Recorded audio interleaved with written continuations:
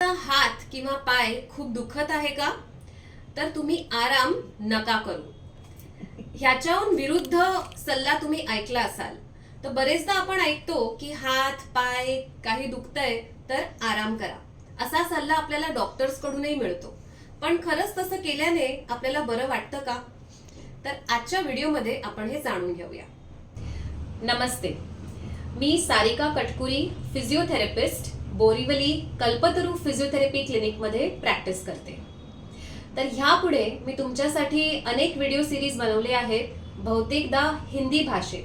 तर आता मी ठरवलंय की आपण मराठी भाषेत काही व्हिडिओ सिरीज बनवू आणि तुमचा रिस्पॉन्स ह्यावर काय आहे ते मला नक्की कळवा.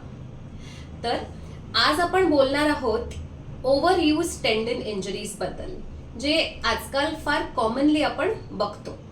तर ओव्हर यूज टेंडन इंजरीज म्हणजे नक्की काय? तर टेंडन म्हणजे काय आधी ते समजूया.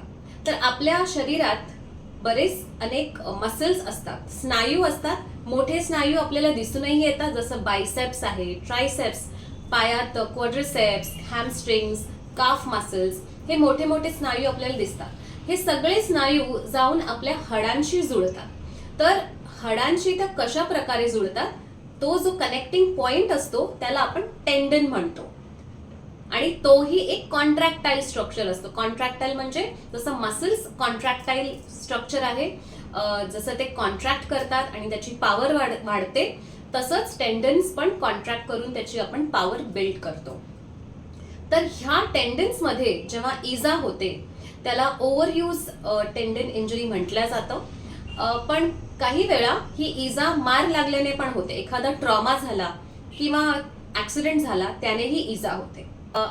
पण सामान्यरीते जे आपण बघतो ती इजा ओव्हरयूज मुळे होते. ओव्हरयूज म्हणजे त्याचा जास्त वापर केल्यामुळे होते. त्याच्यासाठी जर तुम्ही ट्रेनिंग घेतली नसेल आणि अचानक खूप ऍक्टिव्हिटी केली तर त्या टेंडन मध्ये तुम्हाला इंजुरी होते. कॉमन एक्झाम्पल काय आहे, जसं आपण ऐकलं आहे टेनिस एल्बो, जो सचिन तेंडुलकरला पण झाला होता. तर टेनिस एल्बो म्हणजे आपल्या कोपऱ्यामध्ये एक टेंडन असतो, स्नायू असतो, जिकडे सूज येते, ज्यामुळे काही आपल्याला ऍक्टिव्हिटीज करता येत नाही. तर तुम्ही जर कोण स्पोर्ट्समॅन असाल, जसं क्रिकेटर, तर तुम्हाला बॅटिंग करताना त्रास होईल. जर तुम्ही हाऊसवाईफ असाल तर तुम्हाला काही वजन उचलताना, पीठ मळताना त्रास होईल. तसंच आपल्या शोल्डरच्या टेंडन्स मध्ये पण इजा होऊ शकते ओव्हरयूजमुळे. तर त्यामध्ये तुम्हाला साध्या गोष्टी जसं हात वर उचलणे त्यात दुखू शकतं, हाताने काही जड वस्तू उचलणे किंवा सिंपल हात मागे नेणे, अशा काही गोष्टींमध्ये तुम्हाला अडचण येऊ शकते. बरेचदा अंगठ्याच्या इकडे आपला स्नायू असतो, तिकडे इजा होते. पायामध्ये आपण सामान्यरीते बघतो पट्टीला टेंडन, म्हणजे आपल्या गुडघ्याचा एक स्नायू असतो, जिकडे इजा होऊ शकते. आपल्या टाचेच्या वर, ज्याला आपण टी टेंडन म्हणतो, तिकडे होते.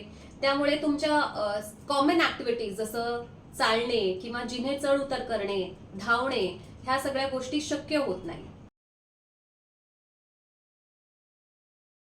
तर नेमकं ह्याला काय ट्रीटमेंट प्रोटोकॉल असतो?